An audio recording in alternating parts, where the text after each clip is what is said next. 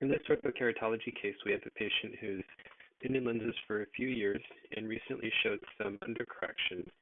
So with the most recent lens change, the patient is still best corrected to about 20/30, and there's some cylinder showing up in the post-wear refraction.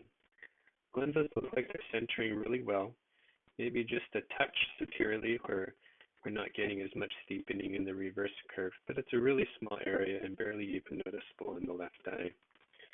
We can see that there is some cylinder induced within the pupil of both eyes, and it matches pretty well with what's being found in the post-wear refraction in terms of axis.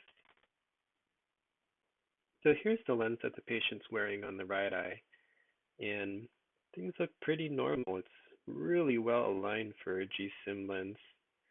The only thing that kind of stands out to me is there's quite a bit of clearance under the reverse curve. 88, so about 88 is the peak of the curve. And there's some thought that at some point you get so much clearance that we lose some of the gradient fluid force. And that could be why we're getting some uneven treatment at the center of the cornea. Why it would treat in one meridian as opposed to the other, I don't have an exact answer for. But I think the analogy is we've seen patients who wear hybrid or scleral lenses and they get some central steepening due to the vaulting of the central cornea, but then there are some patients with significant vault who don't get any steepening at all. So as far as troubleshooting goes, in this case, what I'd recommend is decreasing the amount of clearance at the peak of the reverse curve. And two ways we can do that are to introduce some positive shape factor or to reduce the OZ and IC.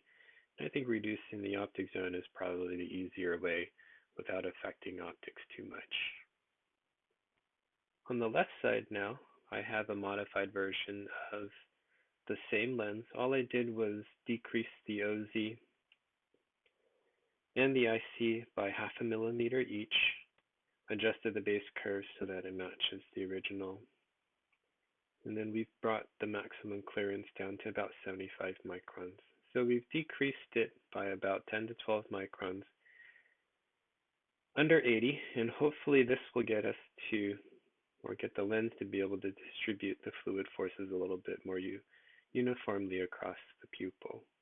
Maybe we can do the same thing for the left eye. The left eye, I believe the maximum clearance on the current lens was around 95 microns, so I would like to decrease that by, again, 10 to 12 microns to get more even distribution of central flattening. Because the lens is aligning really well, I don't think we need to make any changes to the periphery of the lens.